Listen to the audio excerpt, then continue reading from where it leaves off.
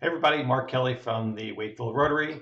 So we're at it again. So we have another Super Bowl grid. We're actually using the money to help the youth initiatives in our community in Wake Forest. And so what we wanted to do is to give everybody a chance to not only have fun during the Super Bowl, but also to help raise some money.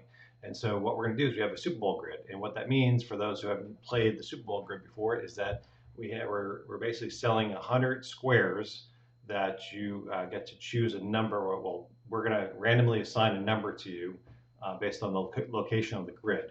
So I'm going to walk through here, but the grids are basically they're $50 each. You're going to have 4 chances to win. It's going to be the first quarter to the end of the first quarter, halftime score, the third quarter, and most importantly, it's going to be the final score. So even if we have overtime, that's going to be the final score. So it's not the end of the fourth quarter. And so the way it works is we're going to have the NFC champions and the AFC champions. So this year, we're not going to have Tom Brady in the Super Bowl. So we've been kind of getting used to him being there. But this year, it's for some people, sadly, he's not going to be there. But there will be a NFC champion. It's either going to be at this point the 49ers or the LA Rams versus the Kansas City Chiefs or the Cincinnati Bengals.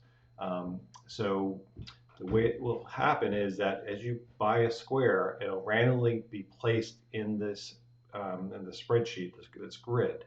There's 100 grids, 10 rows by 10, and what will happen is before game time, we're going to randomize these numbers up here. So these are not the final location of your grid square. But hypothetically, if this was the layout and the score was 14 to 3 at halftime, for example, you would basically look at it would be 14 in favor of the AFC champions. So we look at 4, and then we look at the score for the NFC, the last digit for the score for the NFC champion. So it could be a 3, like 3, a 13, a 23, a 33. It has to end in 3, or the number has to end in 4. So it could be a 4, a 14, a 24, a 34, something in that range. And whatever that combination numbers would be, that's who's going to win that particular quarter or half or final score.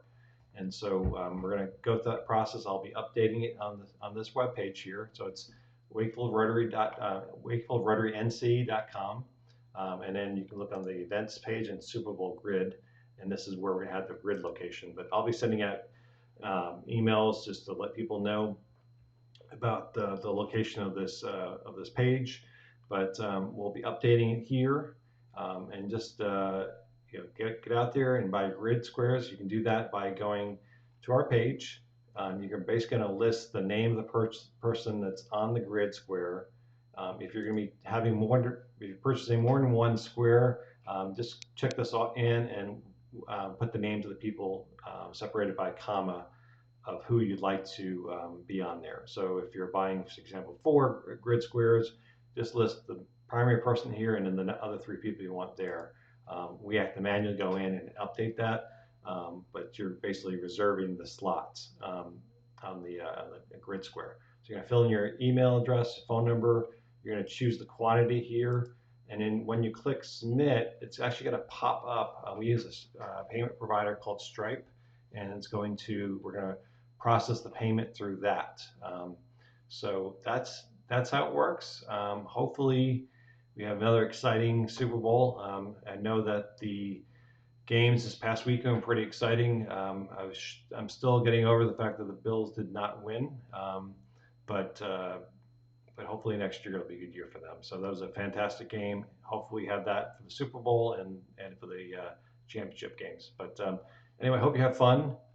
Good luck, and look forward to seeing who wins. Okay? Thanks so much.